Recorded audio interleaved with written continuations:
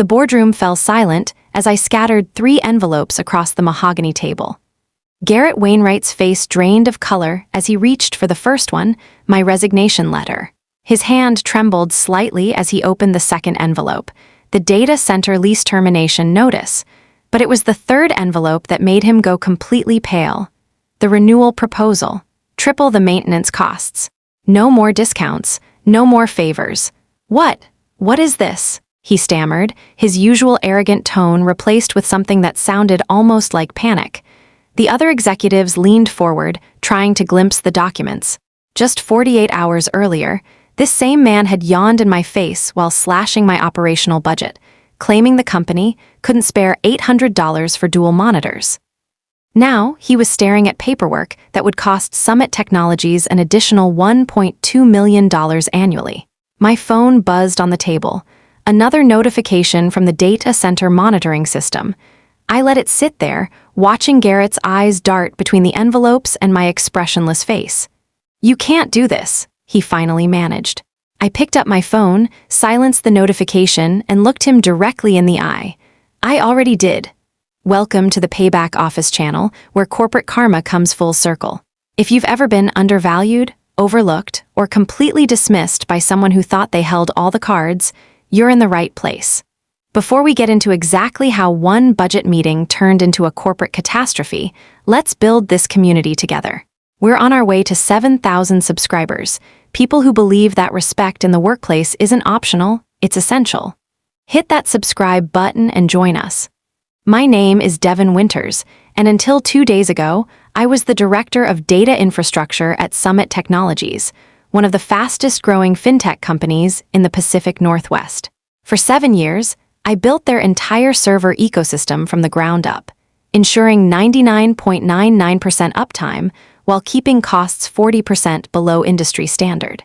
My father was a union electrician, and my mother worked as a school administrator in an underfunded district. They taught me that honest work deserves honest respect, regardless of title or tax bracket. I learned early that empathy isn't weakness, it's the ability to see people as people, not as line items on a spreadsheet. That upbringing shaped everything about how I led my team and managed our infrastructure.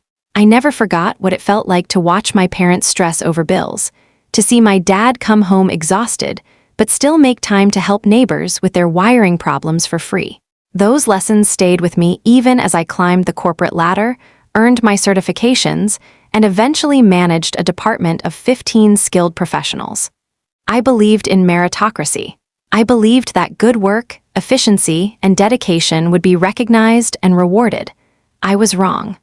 The trouble started 6 months before that boardroom confrontation, though I didn't recognize the warning signs at first. Summit Technologies had just secured Series C funding, $85 million from a consortium of venture capital firms. The announcement came with the usual fanfare. Company-wide meeting, champagne in the break room, excited talk about expansion and growth.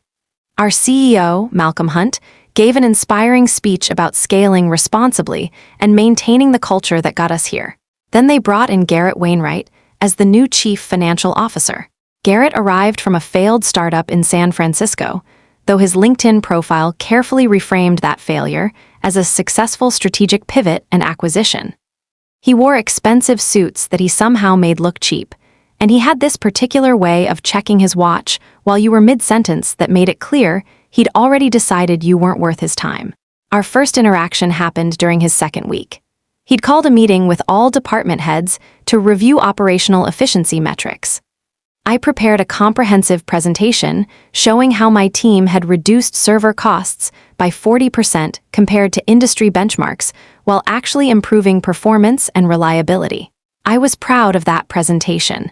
It represented years of careful planning, relationship building, and creative problem solving. Garrett spent the entire time scrolling through his phone. "These numbers," he said without looking up, "seem inconsistent with market rates." "That's because we negotiated a unique arrangement with, I'll need you to submit all vendor contracts for review. We're likely overpaying." I paused, genuinely confused. The data shows we're underpaying by significant margins. That's the point of, "I'll be the judge of that, Miss Winters." He still hadn't made eye contact. Send everything to my assistant by end of day, Miss Winters. In a company where everyone from the CEO to the interns went by first names, Garrett had immediately established a hierarchy through simple formality. I sent the contracts. Never heard back. When I followed up 2 weeks later, his assistant informed me that Mr. Wainwright had reviewed the materials and found no immediate concerns. The subtle message was clear. I was wasting his time. But I had bigger problems to focus on. Summit was scaling rapidly, adding new clients weekly, and our infrastructure was approaching capacity limits. I'd been planning for this growth, of course. That's literally what my job entailed, but we needed to accelerate our timeline. I submitted a capital expenditure proposal in August. $125,000 to upgrade our server capacity, improve redundancy systems, and enhance our monitoring capabilities. The request included detailed ROI calculations showing how the investment would support projected growth and prevent costly outages. Every year prior, these requests sailed through approval. Malcolm trusted my judgment, and the previous CFO, a sharp woman named Diane Rothberg, actually read proposals before making decisions. Garrett rejected my request within 2 hours of submission. No questions, no meeting, just a one-line email. Request denied, insufficient justification for expenditure at this time. I scheduled a meeting. Got 15 minutes on his calendar 3 weeks later. When I finally sat down in Garrett's office, he had that same phone-scrolling posture, the same dismissive energy. The infrastructure upgrade is critical, I began, keeping my tone professional and factual. We're currently at 73% capacity, and our client acquisition rate suggests we'll hit critical thresholds by Q4. Without additional resources, 73% sounds like we have plenty of room. He finally looked up, one eyebrow raised as if I'd just said something foolish. In data infrastructure, operating above 70% capacity is considered high risk. We need headroom for traffic spikes, redundancy, and... Miss Winters, I appreciate your caution, but we're not going to spend 6 figures because you're uncomfortable with standard operational parameters. Learn to do more with less. That's how efficient companies operate. This isn't about comfort. It's about preventing service disruptions that could cost us clients, and if you can't manage your current resources effectively, perhaps we need to discuss whether you're the right person for this role. The threat hung in the air between us. My jaw tightened, but I maintained composure. I've maintained 99.99% uptime for 7 years while keeping costs 40% below. Yes, I've heard this stat. You're very proud of your discounts. He waved his hand dismissively. But past performance doesn't justify blank check spending. Request denied. I left that meeting with a cold clarity settling in my chest. This wasn't about budgets or efficiency metrics. This was about power and ego. Garrett needed to establish dominance, and I had the misfortune of running a department he didn't understand but felt entitled to control anyway. I went back to my team and did what I'd always done, found creative solutions. We optimized code, compressed data more aggressively, and implemented smarter load balancing. We squeezed performance out of our existing infrastructure through sheer technical skill and long hours. It worked mostly. We stayed ahead of the growth curve, barely. My team was exhausted, but we kept Summit systems running flawlessly. Then came the dual monitor incident. One of my senior engineers, a brilliant woman named Alexis Morrison, had been with Summit for 5 years, and she was absolutely essential to our operation. She handled our most complex database optimizations and could troubleshoot issues that would baffle most professionals. Alexis had been working on a single 24-inch monitor for 3 years, constantly toggling between windows while managing multiple server environments simultaneously. She never complained, but I knew it was slowing her down and causing eye strain. During our one-on-one meeting in late October, I brought it up. "I'm submitting an equipment request for the team," I told her. "Dual monitors for everyone who needs them, you're top of the list." Her face lit up. "Really? That would make such a difference for the database migrations. Should have done it years ago. My fault for not prioritizing it." The request was modest, $800 per workstation for 10 team members. Total cost, $8,000. For context, Summit had just spent $45,000 redecorating the executive floor with ergonomic furniture and wellness-focused design elements. Garrett's new desk alone cost more than monitors for my entire team. I submitted the request through proper channels, included productivity metrics and ergonomic justification, and waited. The budget review meeting happened on a Wednesday morning in early November. Present were Malcolm, Garrett, our COO Timothy Lang, and the various department heads presenting their quarterly requests. Marketing wanted $50,000 for a rebrand. Approved, pending final proposal review. Sales wanted new CRM software at $30,000 annually.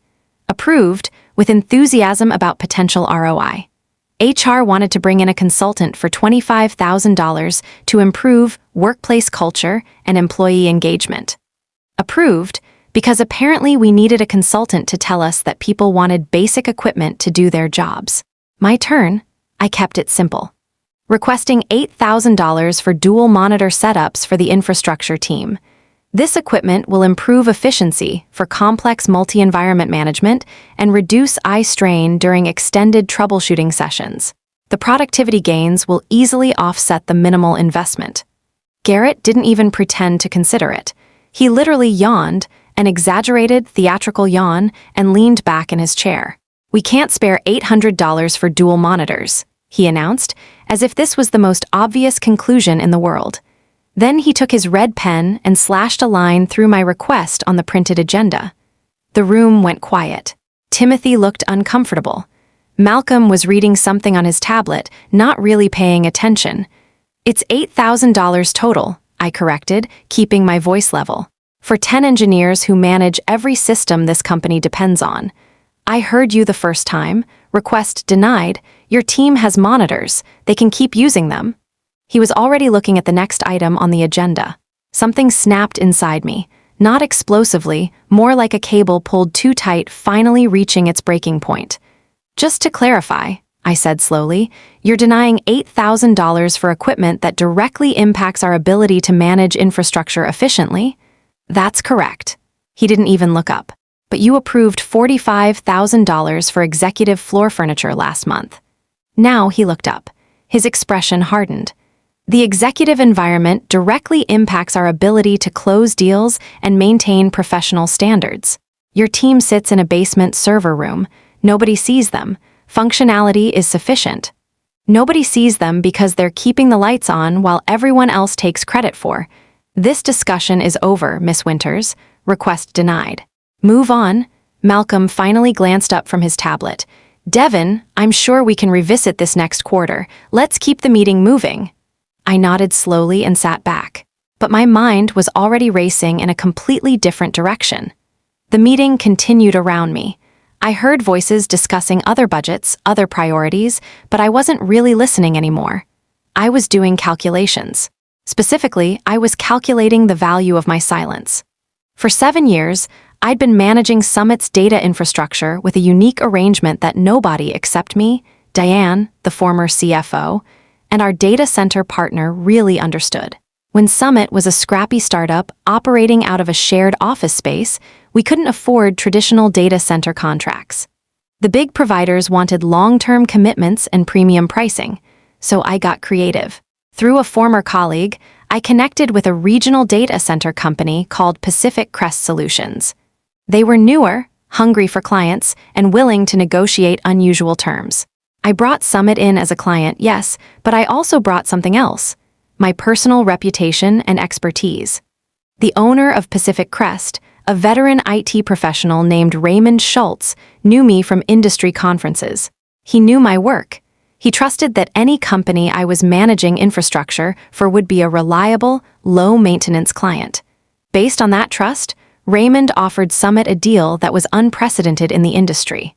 A month-to-month lease arrangement at 60% of standard market rates, with the understanding that I would personally oversee all technical aspects and minimize support burden on his team.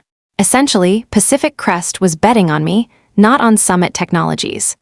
The arrangement was documented in our contract, though buried in technical language that most financial people would skim right over.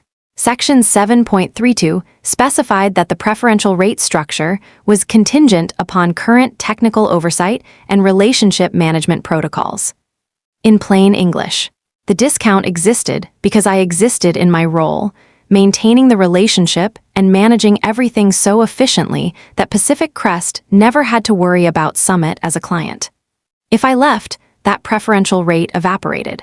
Summit would either need to renegotiate at standard market rates, which would be approximately 2.5 times what they currently paid, or find a new provider, which would involve massive migration costs and risk. I'd mentioned this arrangement to Diane during her tenure as CFO. She understood immediately and actually thanked me for the innovative deal structure.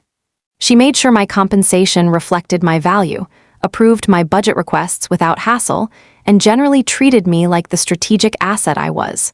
Garrett had never bothered to understand any of this. He'd received the contracts during his review, seen the low numbers, and apparently assumed Summit just had generic good rates because of market competition or something. The truth was that Summit Technologies was saving approximately $1.2 million annually because of my personal relationship with Pacific Crest Solutions, and Garrett Wainwright couldn't spare $8,000 for my team's monitors. I sat in that conference room, half listening to someone from product development discuss their budget needs, and made a decision that felt both terrifying and liberating. I was done, not just frustrated or angry, actually done. I'd spent 7 years building something I was proud of, leading a team I cared about, and working for a company I'd believed in.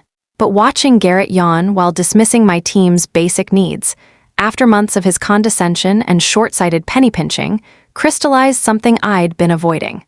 They didn't value me.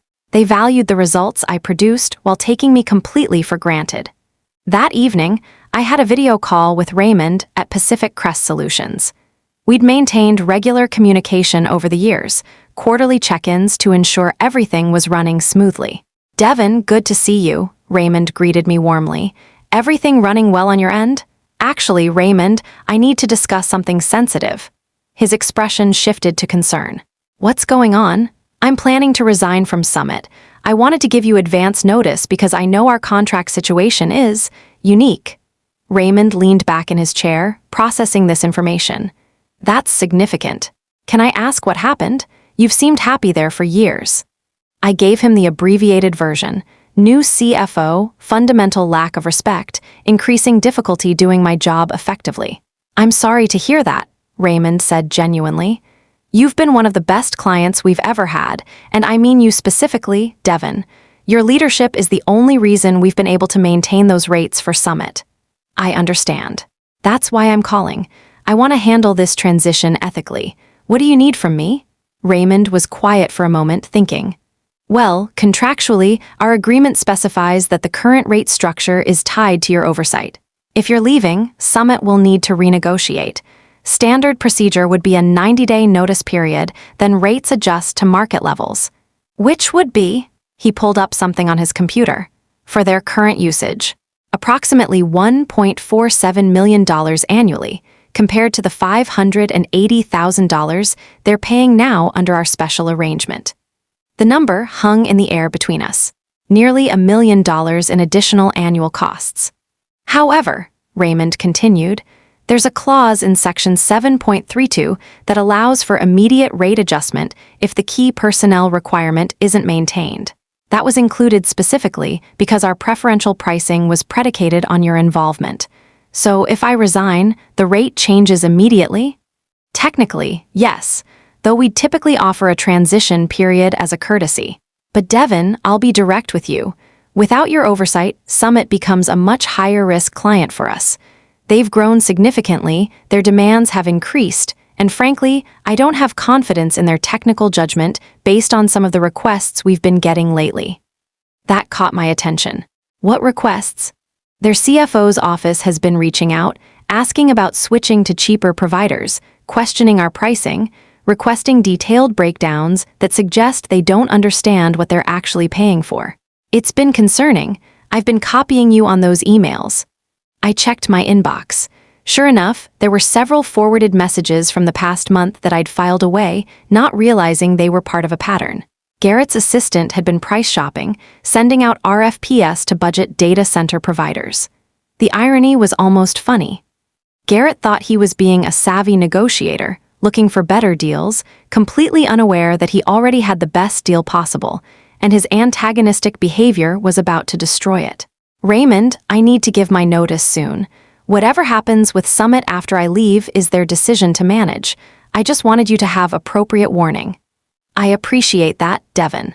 And for what it's worth, whatever you do next, if you need data center services or want to bring another client to us, you'll always get the same preferential treatment. You've earned that trust." We ended the call with mutual respect intact. I'd done my due diligence, warned my partner, and maintained my professional integrity. Now I needed to write my resignation letter. I spent the next evening crafting it carefully.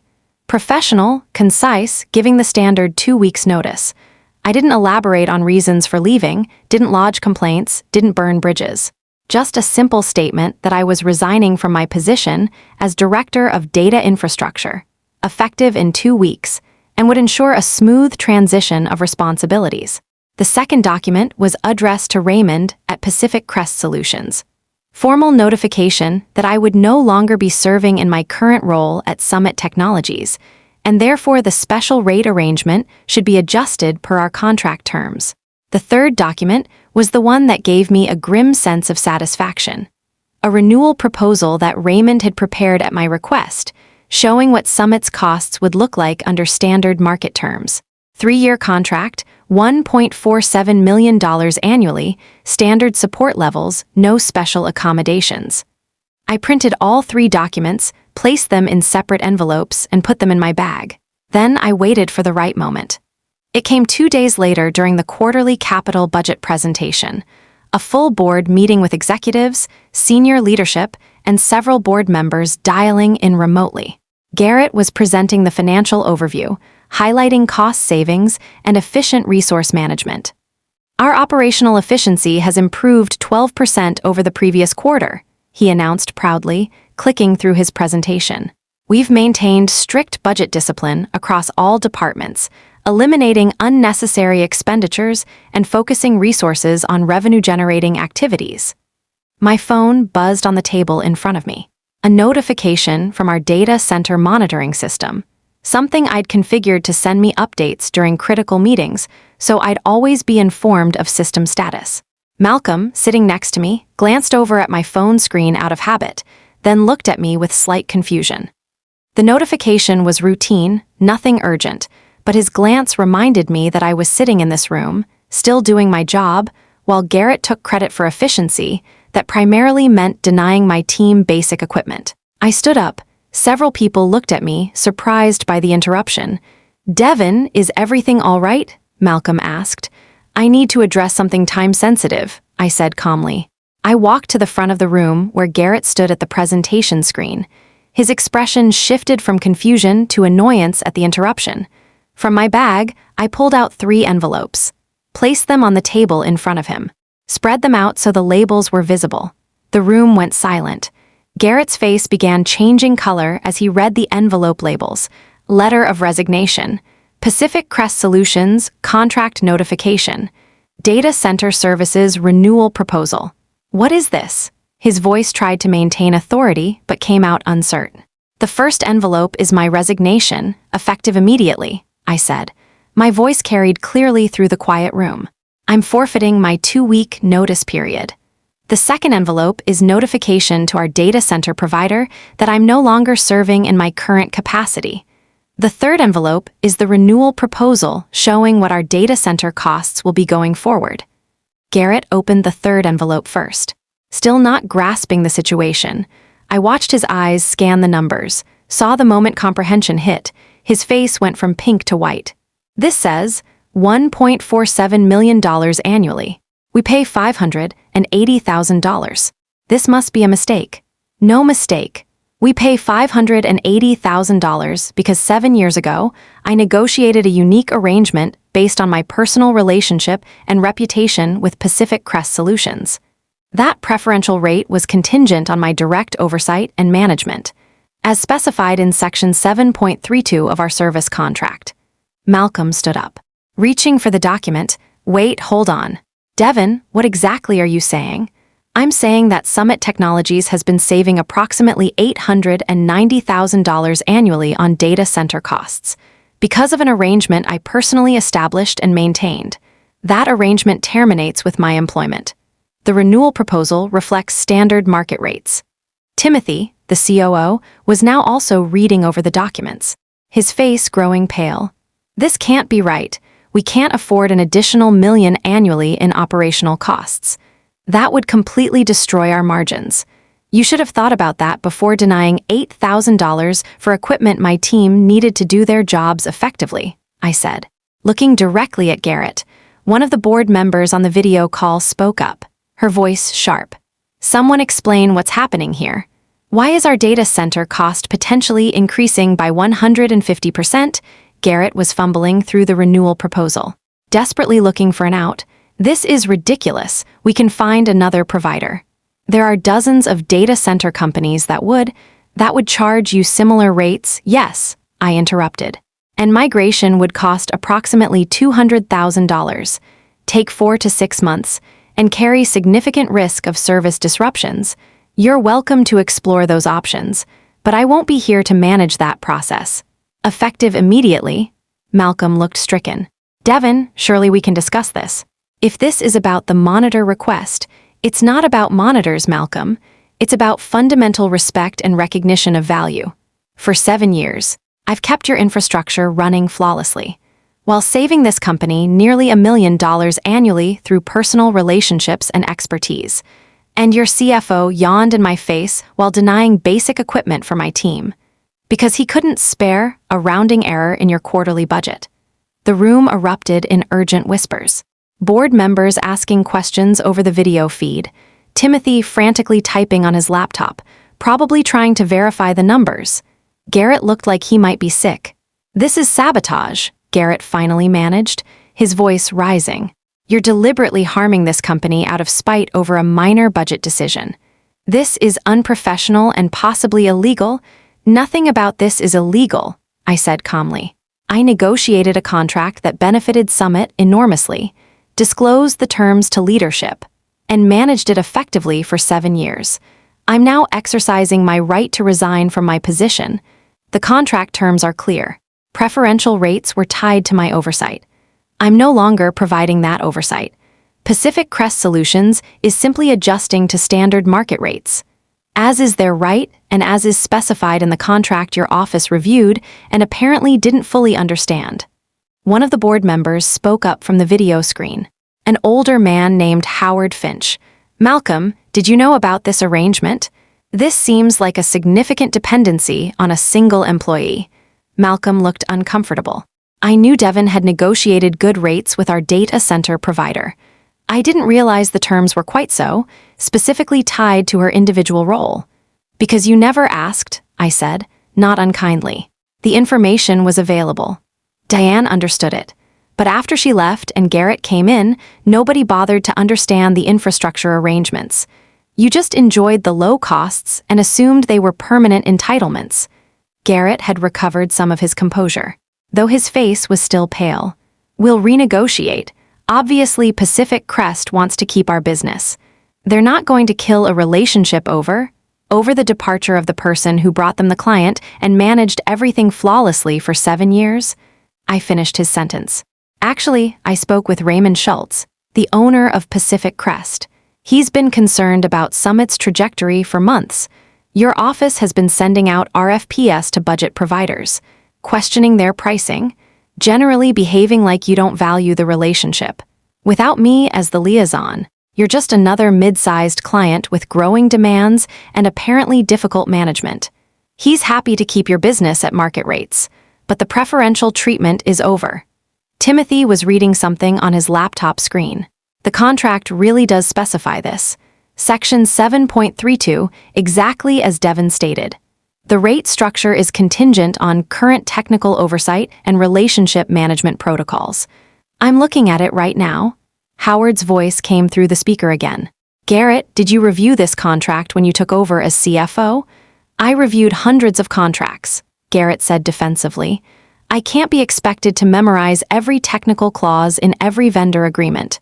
This isn't just any vendor agreement, I said. This is your single largest infrastructure expense. And you couldn't be bothered to understand it before antagonizing the person who made it possible.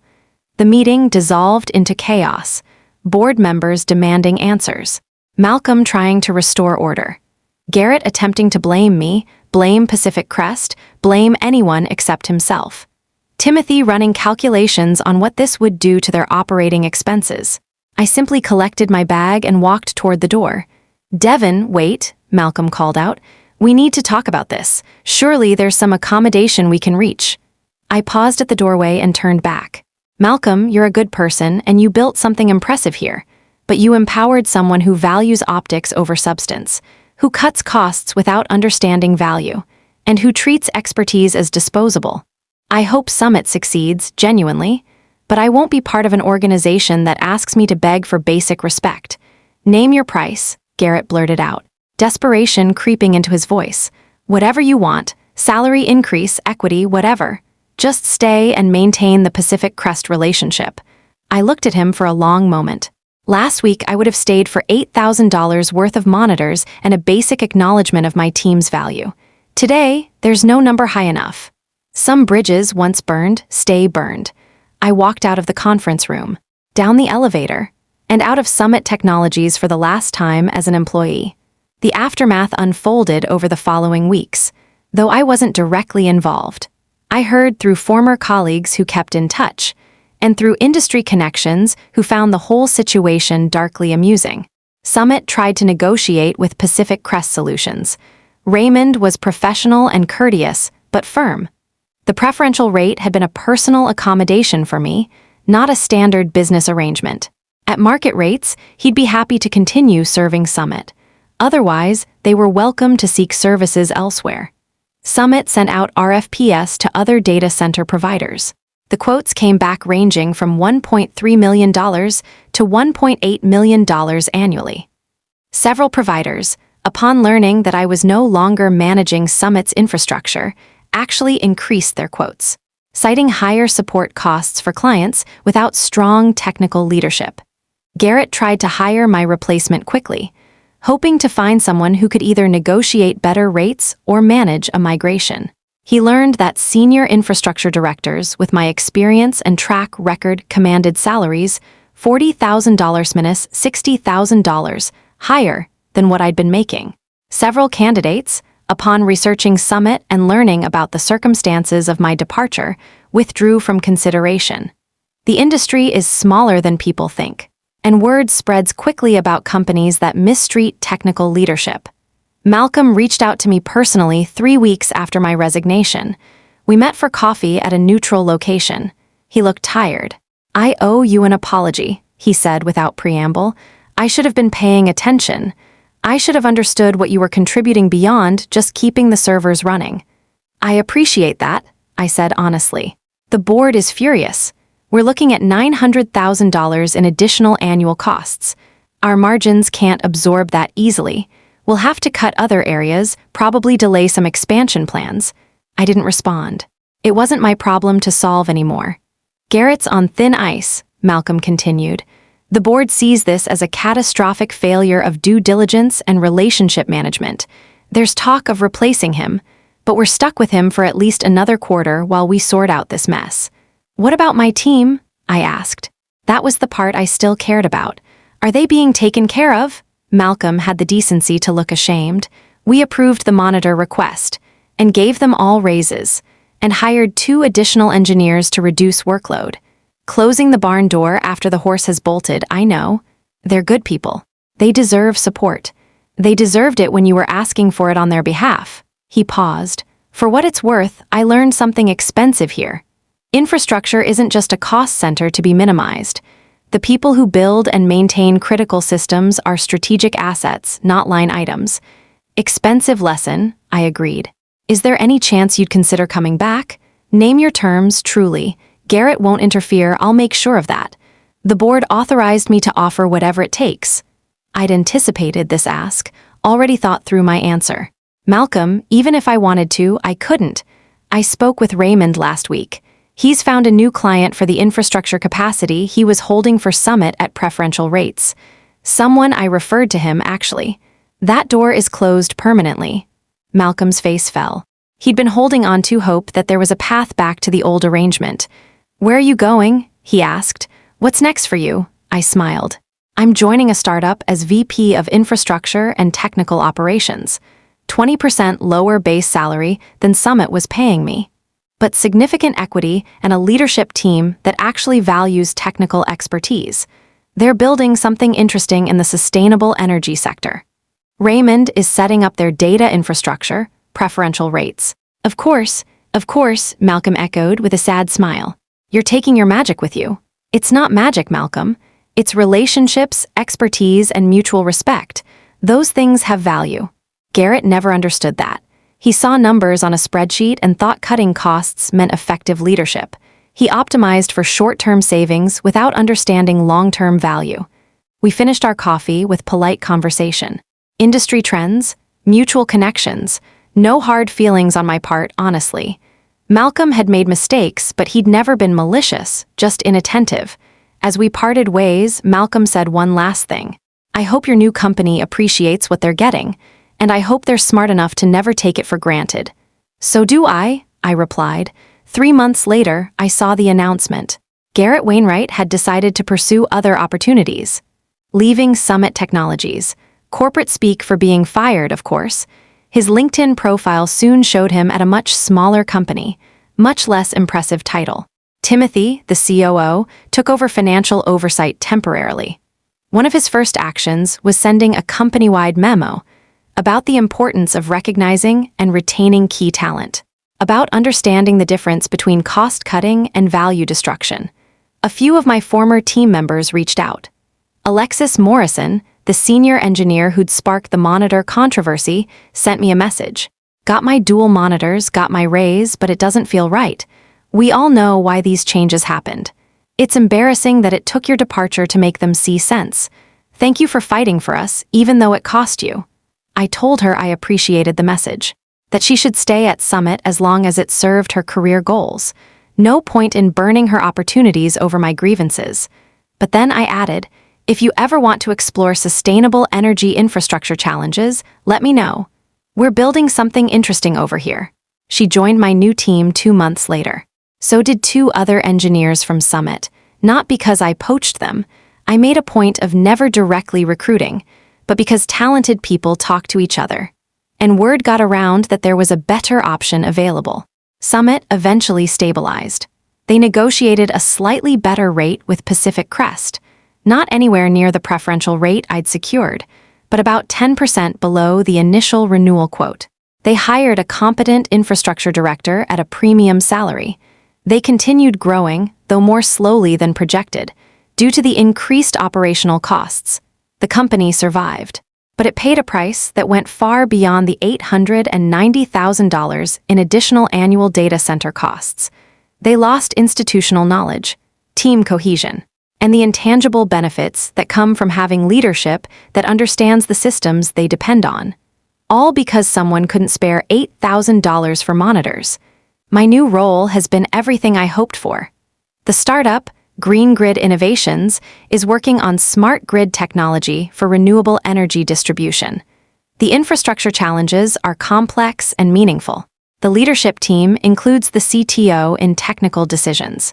Actually reads the proposals I submit. When I requested upgraded equipment for my growing team, including dual monitors, standing desks, and high-quality development tools, the CFO approved everything within 24 hours. Added a note, "Let us know if there's anything else the team needs. Infrastructure is our foundation, and we invest in foundations." Revolutionary concept, apparently. I also work closely with Raymond at Pacific Crest Solutions.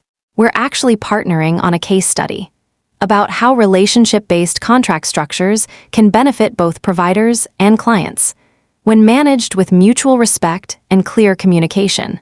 It's being published in an industry journal next quarter.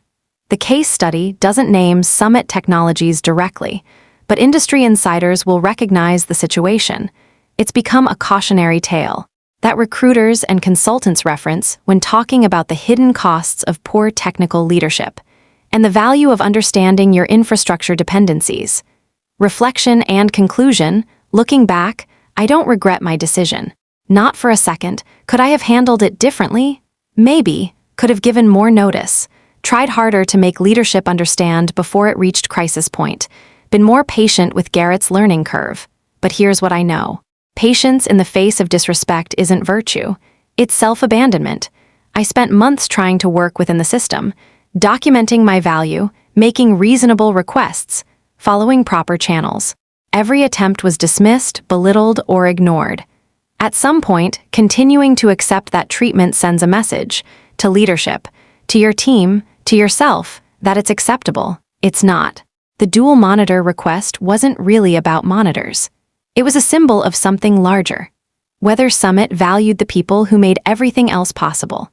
When Garrett yawned while slashing that request, after approving far larger expenditures for executive aesthetics, he answered that question definitively. Some people might call what I did vindictive, unprofessional. They might argue I should have stayed, taken the high road, continued being the bigger person. To them, I'd say, the high road doesn't mean accepting a path that leads nowhere. Sometimes the most professional thing you can do is clearly demonstrate the consequences of short-sighted leadership. I didn't sabotage anything. I created the Pacific Crest arrangement legally and ethically, disclosed it to appropriate leadership, managed it flawlessly for 7 years. When I chose to resign, which is every employee's right, the natural consequences of that arrangement simply became visible. Garrett's failure wasn't in denying the monitor request specifically. His failure was in never understanding the systems and relationships that made his cost efficiency numbers look good. He took credit for savings he didn't create and couldn't maintain, then antagonized the person who'd actually generated that value. That's not effective financial leadership. That's luck running out. My former colleague summed it up perfectly. You can't optimize what you don't understand, and you can't retain what you don't value. Summit didn't understand their infrastructure arrangements, and they didn't value the expertise that made those arrangements possible. They learned both lessons the expensive way. As for me, I'm building something new with people who understand that investment in people and infrastructure isn't an expense to minimize. It's a foundation to strengthen.